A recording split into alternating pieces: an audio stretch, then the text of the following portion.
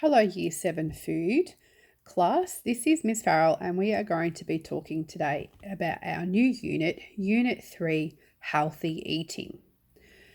So one of the first things that you're going to need to do is you're going to need to open up. You're going to have to go on to click on the Classwork tab in Google Classroom. And this is what you should be looking at. So like we have every other week since we've been in isolation, we're looking for online learning week 3. Then you'll see this copy of your graded task, and this is a booklet that you get to type into. So this is a Google Doc, so you'll need to open up it into Google Docs so that you'll be able to edit straight into this. This is our topic. And this is what you should look at when you open up that assessment task. So you remember, this looks very familiar. Okay, so it has the assessment cover sheet, food technology, assignment, healthy eating, and then you have a space there to click in and write your name and your surname. And if you have space on the end here, can you please put in whether you're in 7A, B, C, D, E, F, G, H, I, J. Okay, that would be great. And on this line as well, can you please put in your teacher? So if you have me as a teacher, you're going to write Miss Farrell. If you have Mr. Potts, you're going to write his name. And if you have Miss Haggerty, that's whose name you're going to write in there. Okay, so the first part of this exercise is just to brainstorm and create a mind map with others on your bench if we're in class. But we're not in class. So maybe this is something that you could do a brainstorm with people in your house. So what is healthy eating? And what I want you to do is I just want you to type in words that you think are associated with this topic here, healthy food. Okay, so you just type them all around here and that will give us a bit of a mind map. The next document we're going to look at, next page in your booklet, is the digestive process. Now you'll see that there is lots of information on this diagram. This diagram may look a little bit distorted on the PowerPoint slide because I've enlarged it. Okay, so down this side of the document, we have all the information about the nutrients and how our body uses them. Carbohydrates, fiber, protein, fats, vitamins, and minerals. Now, on the opposite side, we have information about the digestive system and how that actually happens, okay? So going down into the mouth, chewing, coming down the esophagus, into the stomach, into the small intestine, large intestine, etc., etc. Okay, so all that information is quite detailed in there. This picture, this image is also in your booklet. So you will need to have a really good look at this to be able to do the next activity. What I want you to do is I want you to look at that particular image that we just had on the previous slide, and I want you to tell me in your own words, what do you think it is telling us? And just type your answer in here, okay? Moving along. Here is some information about food. Okay, and this is in your booklet as well. Food is any substance that we eat or drink. We eat food to nourish our bodies and to help reduce the risk of health problems. We also eat for pleasure because of the taste of food. We eat to be sociable with friends and family. Now, food contains a number of nutrients, and here is a list of the 6 nutrients that exist. We have carbohydrates, proteins, fats, vitamins, and minerals, and water. It says eating 3 balanced meals every day gives your body a steady supply of vital nutrients for good health. Okay? The activity that I want you to complete is here are the 6 nutrients listed. Okay? And I would like you to see whether you can tell me, where do we find these nutrients? In what is the food source, okay, that we find these nutrients in? So I'm going to give you a hint. Carbohydrates are often things that are made from grains. Okay, so things that are made with flour, for example. So what would be a food that has carbohydrates in it? Bread, pasta, anything that's made with flour. And there are also some vegetables that are high in carbohydrates. I'm going to let you guys do a little bit of a Google search and find out what foods do we find these nutrients in. And then you're going to complete the table in your workbook. Here's some information about a balanced diet. A balanced diet provides the right foods in the right quantities in order to ensure the efficient functioning of the body. If we don't eat the right foods, then our bodies won't work as well as they can. A balanced diet provides our body with the right nutrients and helps us to be healthy. The body needs nutrients for energy, growth, repair and replacement of tissue, and the regulation of body processes. An example of regulation of body processes is the fact that we need to maintain our core temperature, our body temperature. Our body, to get rid of heat, sweats. So then we drink water to replace that water that's lost from our body through sweating. So this is a continuous thing. So obviously there are times of year where we sweat more and we have to drink more water to stay hydrated. But this is what regulation of body temperatures is, okay? Here is some information from the AGHE. Now, this is an acronym, and this stands for the Australian Guide to Healthy Eating, and we're going to learn a little bit more about that a bit further on. But this is what serving sizes they're talking about. So what is a serve of vegetables? A standard serve is about 75 grams, okay? So that is not, the same for every vegetable, all right? So you need to think about it. So half a cup, it says here, of cooked green or orange vegetables, for example, broccoli, spinach, carrot, or pumpkin. Half a cup of cooked, diced, or canned beans, peas, or lentils. 1 cup of green, leafy, or raw salad vegetables. See how there's a difference there? So we've got 2 at half a cup, 1 at a whole cup. We also then have half a cup of sweet corn, half a medium potato or other starchy vegetables. So it's not all equal. It's not just 1 for 1, okay? So you need to be mindful of that.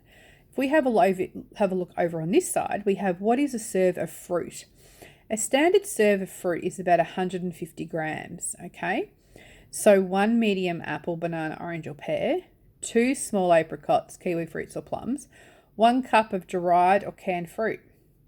Okay, so you can see that it's not just 1 for 1. And down the bottom here, we've got a little diagram here. So we've got half a cup, half a medium, 1 cup of leafy greens, and it kind of gives you some picture images there. So what is a serve of grain or cereal food? We're not talking about breakfast cereal. We're talking about things made from grains, okay? So a standard serve is 500 kilojoules, or 1 slice of bread, which is about 40 grams, half a medium roll or flatbread, 40 grams again. See, so it's very different. It's not 1 for 1. And this is something that we get confused about a lot. Over here we have how much is a serve of lean meat, poultry, fish, eggs, nuts, and seeds, legumes, and beans. Okay, so again, we've got 65 grams, we've got 80 grams, 100 grams, 2 large eggs. See? So it's all different depending on the type of food. Here are some information about milk, yogurt, cheese, and their alternatives. Okay, and then we have these items here, which are classed as discretionary items. These are the things that we should have in moderation. Okay.